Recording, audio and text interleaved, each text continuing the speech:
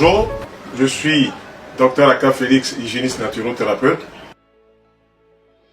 Le diabète, il y a deux sortes de diabète. Il y a le diabète sucré, ce qu'on appelle le diabète métabolique, et puis il y a le diabète insipide, donc on pourrait dire diabète non sucré.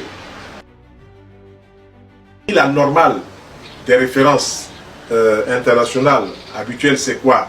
0,60 g par litre jusqu'à 1,10 g par litre. Si vous êtes à 1, vous êtes dans les normes. Si vous êtes à 0,70, vous êtes dans les normes. Puisqu'on donne des valeurs référentielles. Votre glycémie a dépassé 1,10, 1,30, 1,40, tout ça, vous allez commencer à entrer dans le diabète. Dans la démarche que nous proposons, petit déjeuner, on propose quoi? On propose des fruits. Oui, il y a des gens qui vous disent que les fruits c'est pas bon. Qu'est-ce qui n'est pas bon? Ce n'est pas bon lorsque on mange des fruits sur du foutou. Ce n'est pas bon lorsqu'on mange des fruits sur la viande. Ce n'est pas bon lorsqu'on mange des fruits sur la tchéké. Ce n'est pas bon lorsqu'on mange des fruits sur un aliment cuit. Si on mange des fruits comme petit déjeuner et qu'on introduit des laits végétaux, lait de souchet ou tchongon, lait d'arachide ou bien lait de soja, sans mettre du sucre dedans, quand on boit cela, on va aider le corps à rééquilibrer le pancréas. On va aider le corps à mieux digérer. On va aider le corps à mieux fonctionner. Maintenant, quand la personne voudra manger des aliments cuits, elle prendra du pain complet. Elle prendra du pain de soja. Elle prendra du pain de seigle. Ce sont des farines complètes qui peuvent apporter quelque chose de bienfaisant et moins fatiguer l'organisme. Ensuite, à midi, le diabétique pourra prendre une assiette de légumes, s'il a suffisamment de temps pour mastiquer, avec des huiles de bonne qualité, huile d'olive, huile de tournesol, huile de colza, huile de soja, huile de sésame. Ok? S'il prend ces huiles-là, c'est bon. Même une cuillère à soupe de chaque, c'est bon. Ça va bien équilibrer sur les salades, les concombres, les tomates et tout ça. S'il ne peut pas manger l'assiette de légumes, qu'il fasse un jus. Il va prendre la tomate, la carotte, l'oignon, le concombre. Il va piler tout ça, le persil. Il va mettre un verre d'eau dessus, il va presser. Le jus là, il boit ça à midi avant de manger le repas cuit. Comme ça, il va équilibrer les vitamines, les sels minéraux avec les aliments cuits qui sont, hélas, dévitalisés de beaucoup de choses.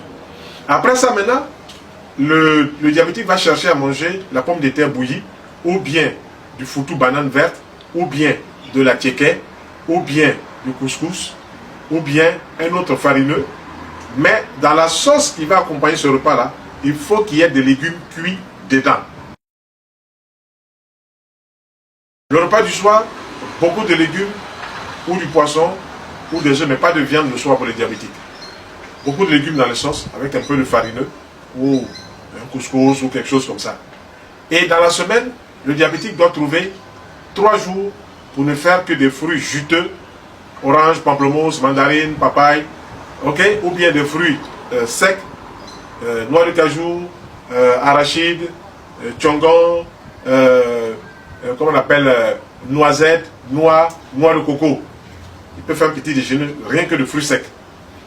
Et le soir, le diabétique devra préparer un bouillon de légumes, c'est-à-dire faire cuire les légumes, les écraser, et vraiment en grande quantité pour accompagner son repas cuit. La boisson, première boisson qu'il peut utiliser, c'est l'eau pure. La deuxième boisson, c'est le verre de vin, s'il en boit. Je dis bien s'il en boit. Je ne vais pas faire l'apologie du vin, je ne vais pas parler qu'il faut boire le vin, mais si on en boit, il faut prendre un verre par repas sur la base des cépages qui sont bons, le syrah, le grenache, le tanat, le pinot noir et le merlot. Ce sont les 5 vins rouges, 5 cépages que la science a montré et démontré que c'était bon pour la santé.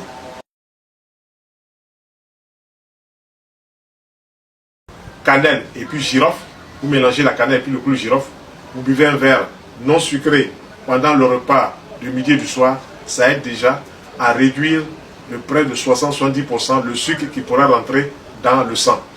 Ensuite, il y a des plantes qui sont connues. Le galéga, c'est connu. Le gymnéma, c'est connu. La berbérine, c'est connu.